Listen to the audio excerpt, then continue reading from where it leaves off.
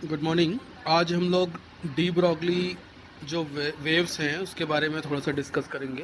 इसमें इन 1924 में Louis Victor de Broglie, जिनको डी ब्रॉगली बोलते हैं, उन्होंने एक बहुत इम्पॉर्टेंट रिलेशन दिया, जिस रिलेशन में जो आइंस्टीन मास एनर्जी रिलेशनशिप जो था और प्लैंक का जो E is equals to H nu, ये दोनों जो रिलेशंस हैं उन दो रिलेशंस को कंबाइन करके E is equals to H nu, और ये दोनों को कंबाइन करके जैसे लेफ्ट हैंड साइड इक्वल है तो राइट हैंड साइड भी इक्वल होगा, तो उस कंडीशन में H nu is equals to M C square, तो यहाँ से लेमडा निकाल सकते हैं। और एम सी जैसा अपन जानते हैं कि एम सी जो है वो मोमेंटम है ना, तो उसकी जगह पी लिख सकते हैं। तो lambda is equals to H by P. अगर वेलोसिटी ऑफ पार्टिकल अगर v है तो p is equals to M V लिख सकते हैं। ये जो वैल्यू निकला है इसको हम बोलते हैं हम लोग डी ब्रॉगली वेवलेंथ। और ये जो डी ब्रॉगली वेवलेंथ है उसने एक जो मैटर वेव्स की जो हाइपोथेसिस थी कि मैटर वेव हो सकते हैं और मैटर वेव्स जो है वो किस तरीके से मूव करते हैं, उसको समझाने के लिए डी ब्रॉगली वेवलेंथ आया। मतलब जो पार्टिकल थ्योरी थी और जो वेव थ्योरी थी, इन दोनों का जो मिक्सचर है, उन दोनों का मिक्सचर क्या है, फोटोन है। फोटोन में हर पार्टिकल के साथ एक वेव चलता है, तो उस वेव को मैटर वेव बोलते हैं। और ये जो लैम्डा है उस मैटर वेव का वेवलेंथ शो करता है अगर पार्टिकल की वेलोसिटी v है और मास m है और h जो है प्लैंक कांस्टेंट है। तो इसके ना बहुत सारे फॉर्म भी हो सकते हैं। जैसे डी ब्रॉगली वेवलेंथ अगर हम लोग किसी ऐसे पार्टिकल के लें कि जिसमें हम लोग v वोल्टेज से एक्सरेलेट कर रहे हैं, तो उसका फॉर्म चेंज हो जाएगा। और अगर मान लो कि ev जो है इसकी काइनेटिक एनर्जी है तो उसका भी फॉर्म चेंज हो जाएगा। यहाँ पर जैसे कंक्लूज़न के हिसाब से यहाँ बताया गया है कि जो डी ब्रॉगली वेवलेंथ है वो वेलोसिटी के इन्वर्सली प्रोपोर्शनल होता है, मास के भी इन्वर्सली प्रोपोर्शनल होता है ना। और यहाँ पर सेकंड कंक्लूज़न ये है कि if the particle is at rest, तो अगर पार्टिकल रेस्ट में है तो v ज़ीरो हो जाएगा। तो v ज़ीरो हो जाएगा तो लैम्डा की वैल्यू क्या होगा, इन्फिनिटी हो जाएगा। तो उस कंडीशन में हम लोग वेव को विजुलाइज या देख नहीं सकते हैं। Third, de Broglie wavelength is inversely proportional to the mass of the particle. जब हम लोग काइनेटिक एनर्जी के टर्म्स में निकालते हैं हाफ एम वी स्क्वायर, उसकी वैल्यू को जब चेंज करते हैं तो वहाँ पे अंडर रूट एम मिलता है, जिससे हमको ये पता चलता है कि जो वेवलेंथ है वो अंडर रूट एम के जो है इन्वर्सली प्रोपोर्शनल है। चार्ज से इंडिपेंडेंट होगा।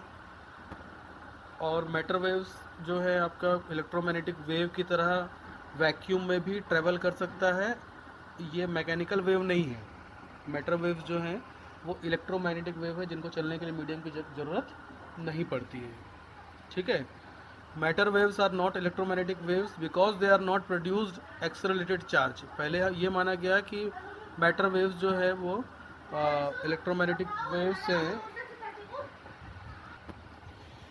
तो जैसे पहले ये माना गया कि इलेक्ट्रोमैग्नेटिक वेव एक तरीके से मैटर वेव्स भी इलेक्ट्रोमैग्नेटिक वेव्स की तरह हैं जो वैक्यूम में ट्रेवल कर सकते हैं और वो मैकेनिकल वेव नहीं है। लेकिन बाद में ये पता चला कि जो मैटर वेव्स जो है इलेक्ट्रोमैग्नेटिक वेव भी नहीं है, क्योंकि इसमें से कोई भी एक्सेलरेटेड चार्जेस नहीं है जो दोनों डायरेक्शन में मूव करें। तो मैटर वेव्स एक टाइप से वेव्स हैं जिसकी एम्पलीट्यूड जो है वो प्रोबेबिलिटी के टर्म्स में हम लोग निकाल सकते हैं। उस पार्टिकल की प्रोबेबिलिटी के साथ में हम लोग वेव की प्रोबेबिलिटी निकाल सकते हैं। डेविसन गर्मर का एक बहुत अच्छा एक्सपेरिमेंट था। उस एक्सपेरिमेंट ने डी ब्रॉगली का जो वेवलेंथ था उसको प्रूफ करने के लिए एक एक्सपेरिमेंट किया। उसने निकल के जो क्रिस्टल है, हम जानते हैं कि क्रिस्टल जो होता है लेयर्स के फॉर्म में होता है, इसमें भी बहुत सारे लेयर्स होते हैं। उसमें इलेक्ट्रॉन गन से इलेक्ट्रॉन का जो बीम है इस निकल के क्रिस्टल के ऊपर इंसिडेंट किया, और इंसिडेंट के बाद में जो रेज डिफ्रैक्ट होंगी, जो टकरा कर मूव करेंगी, वो एक डिटेक्टर से क्या किया, रिकॉर्ड किया। और रिकॉर्ड करने के बाद में जो एंगल जो था, डिटेक्शन का जो एंगल था, उस एंगल को कैलकुलेट किया। ये जो डिटेक्टर के साथ जो एंगल बन रहा था वो फाई है और बाकी जो एंगल है वो थीटा है। तो ये थीटा और फाई, अगर टोटल एंगल देखेंगे तो 2 थीटा और फाई। तो यहाँ पे अगर हम लोग फाई की वैल्यू 50 डिग्री लेते हैं और वहाँ से अगर थीटा की वैल्यू निकालूँ तो ये 65 डिग्री होता है। और ब्रैग के जो लॉ है, ब्रैग का लॉ जो होता है 2d sine theta is equals to N lambda, उसमें अगर इस थीटा की वैल्यू सब्स्टिट्यूट करूँ तो लैम्डा की जो वैल्यू है वो निकलती है 1.65। ये बहुत इंपॉर्टेंट कैलकुलेशन है जिसमें हम लोग निकल क्रिस्टल के लिए लैटिस स्पेसिंग 0.91 ले रहा हूँ, 2d sine theta is equals to N lambda, तो n की वैल्यू 1 और d की वैल्यू 0.91 और थीटा की वैल्यू 65। ये सभी वैल्यू रखने पर जो लैम्डा की जो वैल्यू आई है 1.65 आई है, एंगस्ट्रॉम में निकली गई। और जब हम लोग डी ब्रॉगली वेवलेंथ में ये सेम चीज़ सॉल्व करते हैं हम लोग, तो यहाँ पर जैसे ये फार्मूला है हमारे पास डी ब्रॉगली वेवलेंथ के लिए जिसमें 12.27 डिवाइड बाई रूट वी, तो इस v की वैल्यू हम लोग जब 54 वोल्ट्स जब लेते हैं तो इसकी वैल्यू 1.67 आती है, जो कि 1.65 के बहुत ही क्लोज है।